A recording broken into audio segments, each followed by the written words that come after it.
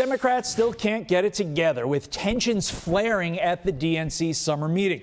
The party struggling to get on the same page over issues like President Trump's ICE enforcement, with one DNC member going off the rails. Watch. We've had a tremendous amount of raids.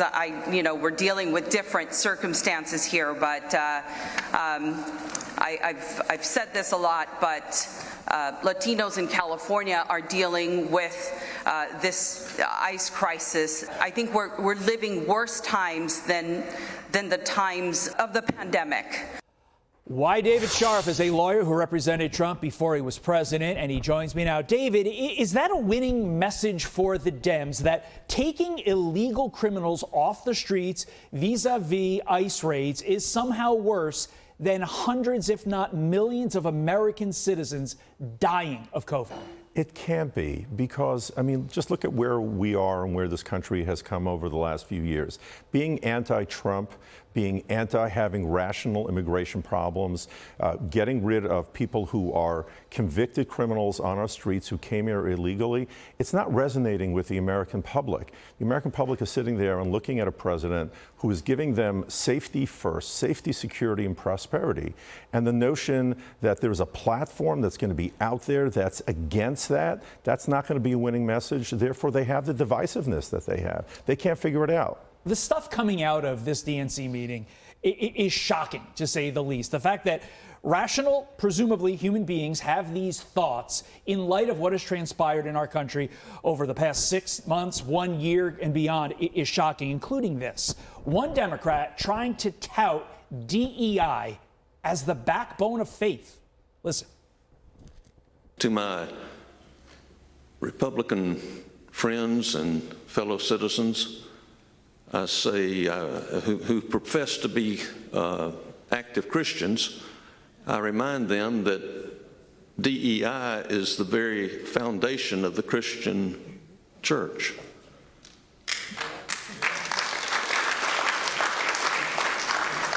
The RNC clapping back, telling Fox News Digital, quote, "The DNC reaffirmed their party's support for radical racist DEI ideology and insulted Christians across the country by saying DEI is the very foundation of Christianity. It's no wonder Democrats' approval rating is in the toilet." How is that comparison that you just heard right there going to play with the average American who goes to church, who is religious, and who hears that and says, this is the Democrat Party? It's a struggle. I think people of faith, people of religion are sitting there and are looking for people to put God and family first.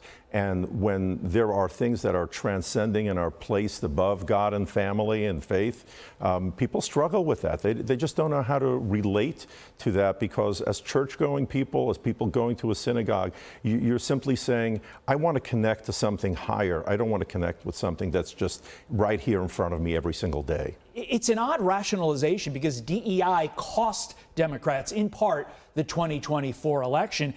And so they're doubling down on it. That makes no sense. But I would also argue, according to the Bible, it's wrong. Doesn't the Bible say, don't give a man a fish, teach a man to fish? Well, giving a man a fish is equity. Teaching a man to fish is the equality and sort of raising people up, giving them the ability to fish for themselves. All the major religions recognize that people have to be able to accomplish, people have to be able to provide to others, care for others. But this notion that there's a segregated concept that has become the religion of DEI is something that people feel is incompatible with religion where God is paramount. Before we let you go, a Bill de Blasio, Sean Hannity battle last night. The two of them had a lively discussion, if you will, and de Blasio confirmed his support for Democrat socialist Zohran Mamdani as mayor. Listen. This is a guy who is going to be, I think, a sane and practical leader if he is elected. If Democrats talked the way Zohran Mamdani does about everyday affordability and the cost of living, if they focused like he did, Democrats would be winning all over the country. Right.